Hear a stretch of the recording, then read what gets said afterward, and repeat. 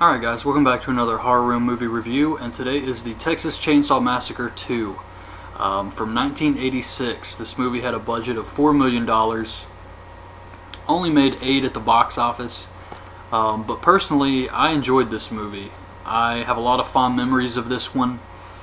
It's definitely different, but it still has a lot of great stuff in it, and it is kind of a different setting for the Texas Chainsaw Massacre family. They're not like in the woods. They're not in the farmhouse out in the desert. So it is kind of a different take on the typical Texas Chainsaw Massacre story, and it definitely stands out because of that. Plus you have Bill Moseley doing a great job as Chop Top in this movie. But it opens up with a recap of what happened to the first 5 kids. You have Sally, who basically lost her mind from what happened to her. She tells the police she escaped from a window in hell, which I thought was a great line. And the police didn't find any evidence of murders. They didn't find any suspects, which strikes me as odd. But they didn't find anything. However, chainsaw murders have persisted throughout Texas to this day. So that's kind of like the opening they give you for this movie. I thought it was weird they couldn't find anything. I mean, they know Sally's name, so they could figure out that her grandfather had a house in that area, and that right across the street was the serial killer house, where they had tons of cars from past victims, missing persons, vehicles would have been there, and all this evidence, but they couldn't find anything. So I don't know how they could have cleaned up all of that, all those bones and all of that junk, just in such a short amount of time. But back to the present day, we see these 2 douchebags, and they're driving down the road.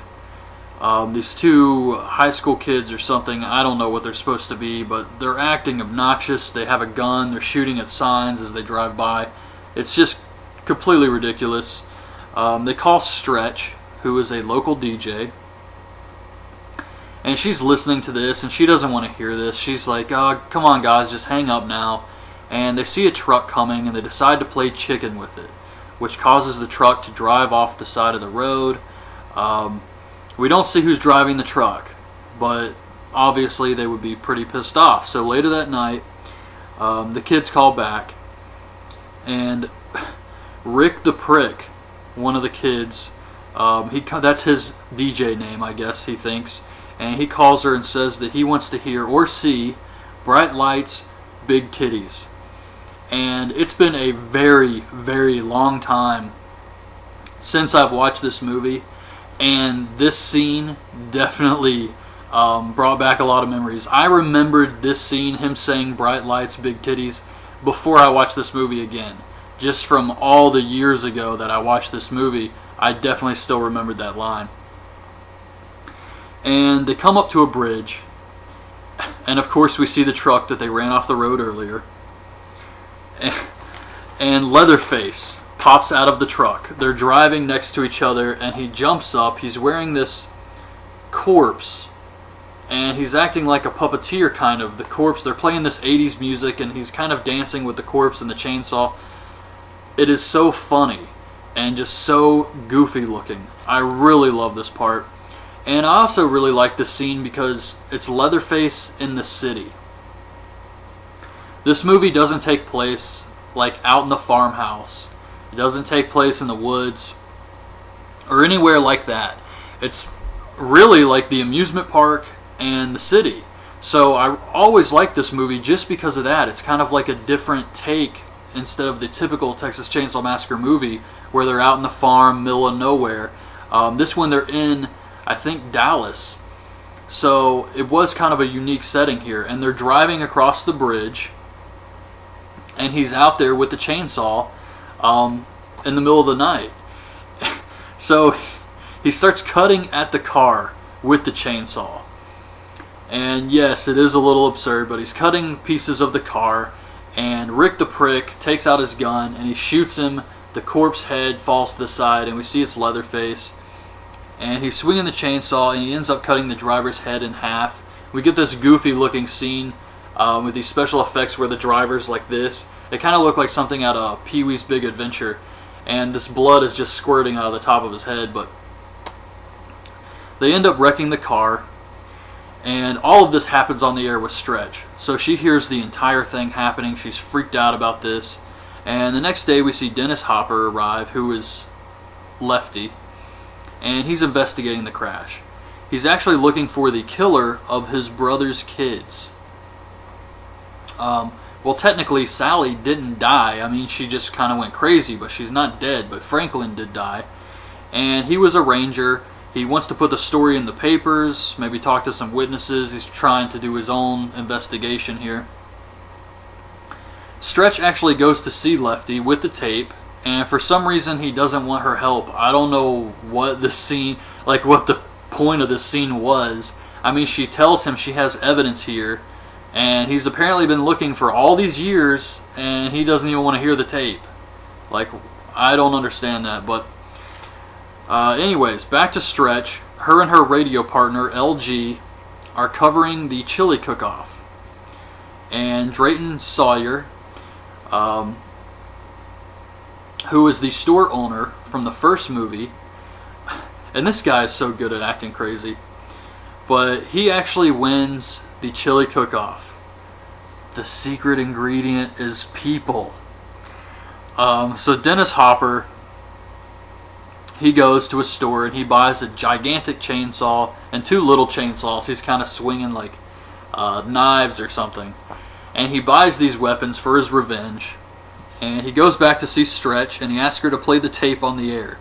He believes the killers are in this area, so now he wants her help. So she does. She agrees. She plays it once every hour. And Drayton gets a call on his way home that the radio station's playing this tape, and it's of the killings, and he's freaking out about this. He's doing his typical crazy, "Oh, you damn sons of bitches, you messed up big time now," and he was very good in this. So LG, that night at the radio station, I think they said it was after midnight, Stretch is in there. She's been playing the tape. LG leaves to go get some coffee. And Stretch hears a noise. She's in the radio station by herself. She hears a noise. She goes downstairs to the office area, I guess. And we see Chop Top, who is Bill Moseley, who did an awesome job with this character. So good. And Chop Top is like this retro 60s... it's hard to explain, but he's like this crazy guy. He's got this coat hanger with him all the time. And he's always got a lighter, and he's heating up the end of it, and he's always scratching the top of his head with this thing. And he's got this really bad wig on, his, what he calls his Sonny Bono wig. And he requests that she play the tape. He's like, "Oh, I really love that song. You got to play that tape again." So she's instantly freaked out by this guy, not to mention he looks insanely creepy. So he asks her to play the tape, and Leatherface pops out of the record room. And this always gets me when he pops out of here. So he jumps out of this record room, and he's got the chainsaw going, and he hits Chop Top in the head, and he exposes this metal plate that he has on his head. It's played by a different guy, but I always assumed Chop Top was the hitchhiker from the first movie. He got hit by the truck at the end, and that's why he has a metal plate now, but he does a lot of the same things. He cuts himself. He uses the little razor thing and cuts at Stretch and stuff like that, so I definitely think he's supposed to be the hitchhiker. But he gets his plate cut, and Leatherface runs up after Stretch. She locks herself in this storage room or something and slides this metal door behind her, locking Leatherface out. And Chop Top says, "Dog will hunt. Get that bitch, Leatherface. Dog will hunt." And he was just really good with his lines here. So LG returns, and he sees the truck outside. So he's instantly thinking, what's going on in here? And he sees Chop Top digging through the records. And Chop Top says, "Lick my plate, you dog dick." And he gives him the finger. Leatherface jumps out of nowhere, knocks LG over, and then Chop Top just beats him in the head with a hammer. Pretty gruesome scene. So Leatherface tries to get in the storage room to get to Stretch again, and he can't get in, so it gets really quiet, and then he just busts through the wall on the other side. This scares Stretch, but he stops the chainsaw. He's actually attracted to her, so she tries to do the mind games. She's like, oh, you're good, you're the best, and trying to, like, survive, basically. Say whatever she has to so this guy doesn't kill her. So Leatherface just, he turns the chainsaw back on. He wrecks the radio station, but he doesn't kill her. He leaves her alone. And before he leaves, he makes these weird thrusting motions with the chainsaw. It's hilarious. And he's always shaking the thing above his head and making these weird motions. But it's really funny. And he does this throughout the entire movie. If you've seen the movie, you know exactly what I'm talking about with these thrusting motions. But he leaves her alive, so Leatherface and Chop Top leave with LG's body. Lefty is late, so Stretch decides she's going to follow these guys on her own. And she follows them to their hideout, which is an abandoned amusement park. Pretty unique setting for a movie like this. And Lefty shows up. She doesn't know it's him, so she gets freaked out. Finally, he says, Stretch, it's me. And she falls into this hole, I guess maybe a trap or a weak tunnel underneath the park. And she's hanging on. Lefty tries to save her. He basically tells her he was using her as bait. And she loses her grip and falls down into the tunnels. So Lefty revs up his chainsaws. Actually, I don't even know if he cut them on at this point. And he charges right into the hideout with a battle cry and everything. And it's quiet. No one's in the entrance. So, let's see what he does here. So he's looking around and he sees a painting conveniently bleeding from the mouth of the painting. And he kicks it and all these guts come out of the walls. So he starts cutting down pillars saying it's the house of the devil or the den of the devil or something like that. And he starts cutting down all these pillars. He's going to bring it all down. And he just keeps saying that, and he goes through the amusement park cutting down pillars this entire time. Stretch wakes up. She's in the tunnel. She hears Chop Top and Leatherface, so she runs and hides. And Leatherface starts working on LG. And this is probably the most disturbing scene in this movie. Of everything in this movie besides bright lights, big titties, this is the scene I remember. It was just really, really disturbing. Leatherface takes out an electric knife and he starts cutting off like LG's skin. And he cuts pieces off and hangs them up on the meat hooks. And then he cuts off like his face, because Leatherface takes faces of people with, you know, the hair and everything. And he hangs it up, and Stretch hears this, or sees this, and it freaks her out. She makes a little bit of noise, and Leatherface runs over to her, and he sees it's her, so he's not trying to kill her or anything, but he ends up taking LG's face, and who was her friend, and puts it on her, and she keeps trying to take it off, and he's like, ugh, ugh. He doesn't want her to take it off, so he puts the face on her, and then he puts LG's cowboy hat on her. And he dances with her. And it's just really creepy. But it gets worse. So after he's done with this, he ties her up. And he leaves. Leatherface has somewhere to go. They call him or something. And while he's gone, she's freaking out. She's tied up. She's trying to get this face off of her. And she can't reach it because she's tied up. And LG comes back to life. And he's obviously missing the skin on his face. He's missing this huge chunk on his chest. I think his hand has been skinned off. And obviously he's been bashed in the head with a hammer, so he's not in his right state of mind. He's like, ugh. And it's really sad because LG was a nice character. So it is really sad to see this. And when he looks at her, he sees his own face on her. But he knows it's her. And he tries to pick up a knife and cut her free, and I guess because of the injuries he can't really do it, but he finally cuts her free, and then he just dies.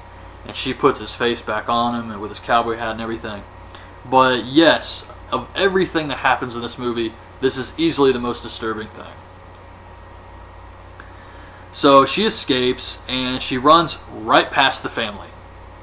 This was another very funny scene to me. She's sneaking around and then eventually she just runs past them, and Drayton says a booger just ran past or something like that. It was funny, but so she runs right by him. Then it cuts back to Lefty, who finds Franklin from the first movie, his skeleton in the wheelchair with the flashlight still in his hand. I like the fact that they remembered this and that they brought it back in some way, but seriously, why in the hell would this crazy cannibal family keep his body, keep the wheelchair, and not have him lose the flashlight? If they've been running around this entire time, all over Texas, for all these years, why would they keep Franklin's body and just travel with it when they already have Grandpa, Grandma, all these other random corpses they keep? They're going to keep Franklin. So that was a little hard to believe too, but anyway, Stretch gets chased by Leatherface and the family catches her, of course. She's horrible. And Leatherface refuses to kill her. So Drayton takes this all from him. And Chop Top knocks her out and she wakes up at the dinner table.